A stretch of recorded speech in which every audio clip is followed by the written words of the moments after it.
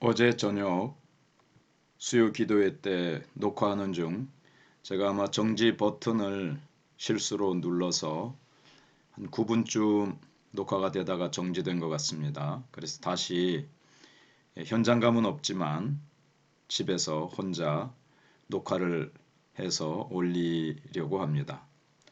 제목은 아히도벨의 죽음과 위기에서 벗어난 다윗입니다. 하나님 말씀을 봉독해 드리겠습니다. 사무엘하 17장 15절로 29절이 되겠습니다. 이에 후세가 사독과 아비아달 두 제사장에게 이르되 아히도벨이 압살롬과 이스라엘 장로들에게 이러이러하게 계략을 세웠고 나도 이러이러하게 계략을 세웠으니 이제 너희는 빨리 사람을 보내 다윗에게 전하기를 오늘 밤에 광야 나루터에서 자지 말고 아무쪼록 건너가소서 하라. 혹시 왕과 그를 따르는 모든 백성이 몰사할까 하노라 하니라. 그때에 요나단과 아히마아스가 사람이 볼까 두려워하여 감히 성에 들어가지 못하고 에누로겔가에 머물고 어떤 요종은 그들에게 나와서 말하고 그들은 가서 다윗 왕에게 알리더니 한 청년이 그를 보고 압살롬에게 알린지라. 그 두 사람이 빨리 달려서 바후림 어떤 사람의 집으로 들어가서 그의 뜰에 있는 우물 속으로 내려가니 그 집 여인이 덮을 것을 가져다가 우물 아귀를 덮고 찌은 곡식을 그 위에 널매 전혀 알지 못하더라. 압살롬의 종들이 그 집에 와서 여인에게 묻되 아히마아스와 요나단이 어디 있느냐 하니 여인이 그들에게 이르되 그들이 시내를 건너가더라 하니 그들이 찾아도 만나지 못하고 예루살렘으로 돌아가니라. 그들이 간 후에 두 사람이 우물에서 올라와서 다윗 왕에게 가서 다윗 왕에게 말하여 이르되 당신들은 일어나 빨리 물을 건너가소서. 아히도벨이 사람들을 해하려고 이러이러하게 계략을 세웠나이다. 다윗이 일어나 모든 백성과 함께 요단을 건널새 새벽까지 한 사람도 요단을 건너지 못한 자가 없었더라. 아히도벨이 자기 계략이 시행되지 못함을 보고 나귀의 안장을 지우고 일어나 고향으로 돌아가 자기 집에 이르러 집을 정리하고 스스로 목매어 죽음에 그의 조상의 묘에 장사되니라. 이에 다윗은 마하나임에 이르고 압살롬은 모든 이스라엘 사람과 함께 요단을 건너니라. 압살롬이 아마사로 요압을 대신하여 군 지휘관으로 삼으니라. 아마사는 이스라엘 사람 이드라라 하는 자의 아들이라. 이드라가 나하스의 딸 아비갈과 동침하여 그를 낳았으며 아비갈은 요압의 어머니 수르야의 동생이더라. 이에 이스라엘 무리와 압살롬이 길르앗 땅에 진친이라. 다윗이 마하나임에 이르렀을 때에 암몬 족속에게 속한 라빠 사람 나하스의 아들 소비와 로데발 사람 암미엘의 아들 마길과 로글림 길르앗 사람 바르실레가 침상과 대야와 질그릇과 밀과 보리와 밀가루와 볶은 곡식과 콩과 팥과 볶은 녹두와 꿀과 버터와 양과 치즈를 가져다가 다윗과 그와 함께한 백성에게 먹게 하였으니 이는 그들 생각에 백성이 들에서 시장하고 고나고 목마르겠다 함이더라. 아멘. 우리는 앞서서 아히도벨과 후세의 모략에 대해서 살펴보았습니다. 그리고 압살롬은 후세의 계략을 채택했습니다. 여기에 대해서 성경은 여호와께서 압살롬에게 화를 내리시기 위함이었다고 기록하고 있습니다. 하나님의 손길이 다윗을 돕는 방향으로 흘러가고 있었던 거죠. 하나님의 섭리는 다윗이 이미 만들어 놓은 정보망을 통해서 다윗이 심어 놓은 정보를 알아내서 전달해 줄 그 사람들을 통해서 모든 정보가 다윗의 귀에 들어가게 된 겁니다. 이뤄볼 때 하나님 앞에 신실하게 선 사람에게는 하나님의 돕는 손길이 끊이지 않습니다. 하나님의 개입하심은 하나님께서 준비해 놓으신 사람들을 통해서 역사하십니다. 다윗은 하나님 앞에 합한 사람이었고 또한 하나님은 다윗을 통해 역사하시되 하나님께서 예정해 놓으신 사람들과 협력하면서 이루어 가실 수 있도록 하셨습니다. 앞서 압살롬의 진영에서 군사적인 회의를 통해 처음에는 아히도벨의 계획을 실행하기로 결정했지만 하나님의 도우심으로 압살롬이 이제 후세의 의견도 한번 들어보자. 그래서 후세가 다윗을 이렇게 공략하는 전략을 얘기했더니 장로들과 백성들이 이번에는 후세의 전략이 더 좋다는 거예요. 그래서 정말 아히도벨의 계획이 사실은 좋았는데 하나님의 도우심으로 그 결정을 아히도벨의 결정을 뒤집어 엎는데 성공을 했습니다. 하나님의 도우심이죠. 하나님의 개입하심입니다. 역사는 사람의 계획과 뜻을 따라 흘러가는 것이 아니라 하나님의 주권적인 역사와 간섭과 인도하심 속에서 흘러간다는 것을 여기서 우리가 알 수가 있습니다. 그리고 후세는 즉시 예루살렘에서 진행되고 있는 모든 상황을 이미 만들어 놓은 네트워크, 즉 대제사장 사독과 아비아다를 통해서 다윗에게 전합니다. 그들은 또 요나단과 아히마아스를 통해 또 전하도록 했는데 감히 성에 들어가지 못하고 에너로겔 근처에 머물고 있었습니다.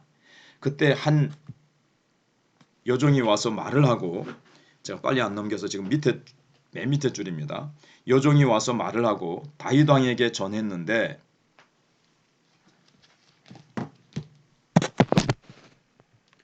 한 청년이 그 모습을 보고 압살롬에게 보고했습니다. 뭔가 누가 몇몇 사람들이 소근거리고 뭔가를 이렇게 전달하는 것 같으니까 수상해서 압살롬에게 보고를 한 거죠. 요나단과 아히마아스는 빨리 달려가서 바후림 어떤 사람의 집으로 가서 우물 속으로 내려갔고 그 집 여인이 우물 아귀를 덮고는 그 위에 찌은 곡식을 널어 놓았습니다. 압살롬의 종들이 찾아와서 여기 수상한 사람 두 사람 못 봤느냐고 물어본 거죠. 그들이 시내를 건너갔다 이렇게 답하게 됩니다. 그래서 그들이 막 찾으러 갔지만 우물 속에 있는데 찾겠어요? 찾지 못하고 다시 예루살렘으로 돌아갔습니다.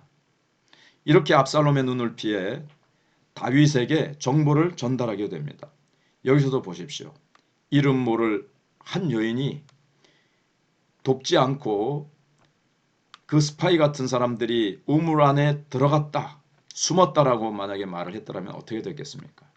근데 이렇게 찌은 곡식까지 덮어주면서 숨겨주는, 그리고 또 압살롬의 종들을 따돌리는 이런 지혜로운 대답이 없었더라면 어떻게 됐겠습니까? 이렇게 하나님께서는 의지하는 하나님의 사람들을 그때그때 예비하시고 그들의 마음을 주장하셔서 이렇게 끊임없는 돕는 손길들을 우리가 볼 수 있게 되는 것입니다. 자, 이제 아히도벨이 죽음을 22절로 23절을 보겠습니다. 여인의 도움으로 요나단과 아히마아스는 다윗에게 달려가 모든 상황을 보고하고 빨리 물을 건너라고 전합니다.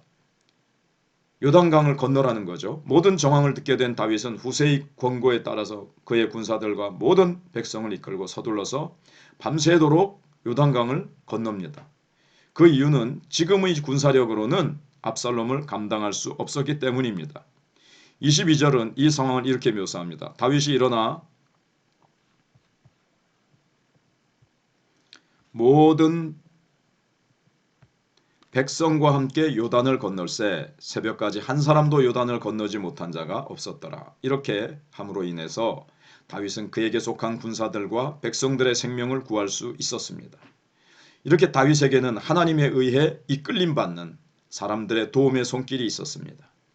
아마 압살롬은 후세의 모략에 따라 전역에 전령을 보내서 군사를 모집하는데 지금 시간과 에너지를 이렇게 보내고 있었을 겁니다.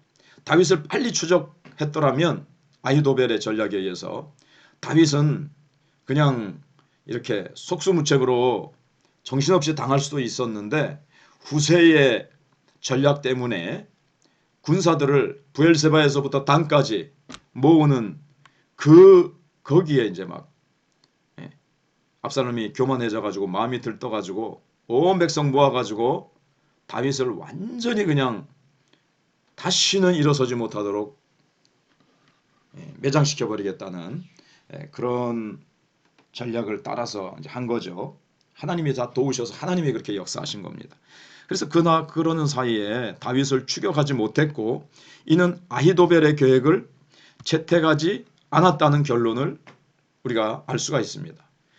그래서 이를 알게 된 아히도벨은 심한 모멸감을 느꼈을 것입니다. 내 전략이, 내가 내놓은 모략이 채택되지 않은 것을 보면서 모멸감을 느꼈을 거고, 나는 이제 압살롬의 이 정치계에서 압살롬의 땅에서 내가 설 자리가 없고, 그리고 이제 후세의 전략대로 하면 저게 실패할 텐데, 이런 생각을 가졌을 수도 있어요. 그러면 다윗이 이겨서 다시 돌아올 수 있겠다라는 이제 생각을 하면서, 그때는 이제 자기 목이 달아나는 거죠. 그래서 스스로 앞서서 죽음을 선택하게 되었던 것입니다. 하나님을 등지고 아버지의 등에 칼을 꼽는 사람을 돕겠다고 이렇게 악한 지혜를 꾀하고 제시하고 하나님을 대적하는 사람의 말로가 어떻습니까? 비참하지요. 우리는 여기서 그런 부분을 분명하게 인식하고 배워야 되겠습니다. 자, 마지막으로 다윗을 돕는 사람들입니다. 24절로 29절입니다. 다윗은 후세의 계획으로 잠시 위기를 모면했지만 여전히 모든 것이 끝난 것은 아닙니다. 여전히 전운이 감돌고 있었습니다. 왜냐하면 압살롬이 군사력을 모아서 추적하고 있었기 때문에 그런 거죠. 24절을 보면 다윗은 마하나임에 진을 쳤고 압살롬이 모든 이스라엘 사람들과 함께 요단을 건너고 있었기 때문에 그렇습니다. 다윗은 압살롬이 아마사를 군대 장관으로 세워 요단을 건너는 사이에 이제 전열을 정비하고 압살롬과 싸울 준비를 할 수 있게 되었습니다. 그리고 압살롬은 길앗 땅에 진을 쳤습니다. 다윗이 마하나임에 진을 치고 있는 동안 눈물겨운 대접을 받게 되는데, 그 대접을, 그 섬김을 하는 사람들이 여기에 나타나고 있습니다. 나하스의 아들 소비, 로데발 사람 암멜의 아들 마길과 로글림 길르앗 사람 바르실레였습니다. 그들은 매우 풍성한 음식을 가지고 와서 다윗과 그 백성들이 먹게 하였습니다. 그들에게는 백성들이 들에서 시장하고 곤하고 목마를 것 같아서 도움을 주고 싶은 긍휼한 마음이 있었던 겁니다. 다윗을 따라 나온 저 백성들과 군사들, 하나님 편에 서서 그렇게 하나님을 위하여 섬기는 저들, 한편 또 하나님을 섬기는 그들이 하나님의 마음을 품고 있었기 때문에 그 고난당하는 모습을 보면서 긍휼히 여기는 마음을 가졌던 것이죠. 이렇게 다윗은 수많은 사람의 섬김과 헌신, 그리고 충성으로 인해서 하나님의 뜻을 이루어가게 되었습니다. 하나님의 나라를 하나님께서 다윗 왕국을 통해서 이루어 가십니다. 부족하고 범죄했기는 했지만 하나님을 사랑하고 하나님을 목말라 하는 다윗, 하나님의 마음에 합한 사람 다윗을 통해서 하나님이 하나님의 일들을 이루어 가는데, 다윗 혼자가 아니죠. 그 주변에 하나님은 다윗을 돕는 자들을 세우시고 심으시고 예비하시고 그때그때 하나님이 개입하시고 일을 이루어 가시는 것을 봅니다. 우리도 그렇습니다. 우리가 다윗 같은 중심의 인물이든 다윗을 곁에서 돕는 역할을 하는 우리가 그런 위치에 있든, 하나님은 수많은 사람들의 섬김과 주를 향한 사랑과 헌신과 봉사와 충성을 통해서 오늘도 하나님의 나라를 이루어 가시고 세워 가시는 것을 볼 수가 있습니다. 여러분 어떤 자리에 계십니까? 여러분 내 것이 아깝다고, 내 살림이 축난다고, 내 통장에서 돈이 빠져나가면 내가 얼마나 손해냐고, 내가 이 돈을 어떻게 모았는데, 내가 어떻게 이 편안한 자리에까지 왔는데, 내가 이것을 다 내려놓고 내가 힘들고 어려운 자리에 주님을 섬기기 위해서라지만 내가 갈 수 없다라고, 우리는 아니라고 고난의 십자가를 지려고 하는 것을 피할 수 있는데, 정말 우리는 하나님의 나라가 어떤 자들을 위해 통해서 이루어지는가를 생각해 봅시다. 적용입니다. 하나님의 뜻을 이루어가는데 합당한 자로 살아가고 있습니까? 하나님의 뜻이 아니라 내 뜻, 하나님의 뜻에는 관심 없고 내가 세상에서 더 잘 먹고 잘 살고 편안한 삶을 살아가는 그 길을 향해서 달려가고 있지는 않습니까? 두 번째입니다. 하나님의 뜻을 이루기 위해 하나님께서 예비해 두신 사람들이 있습니까? 내가 그 예비해 둔 사람이 될 수도 있고요. 하나님의 뜻을 이루기 위해서 내가 달려가는데 참 도울 사람이 없었는데 하나님께서 예비해 두신 사람들을 그때그때 붙여주시는, 하나님이 예비해 두신 사람이구나 하는 것들을 우리가 경험하며 달려가는 그런 삶 가운데 있습니까? 세 번째입니다. 하나님의 뜻에 순종하는 사람들을 위해서 섬기기를 좋아합니까? 네.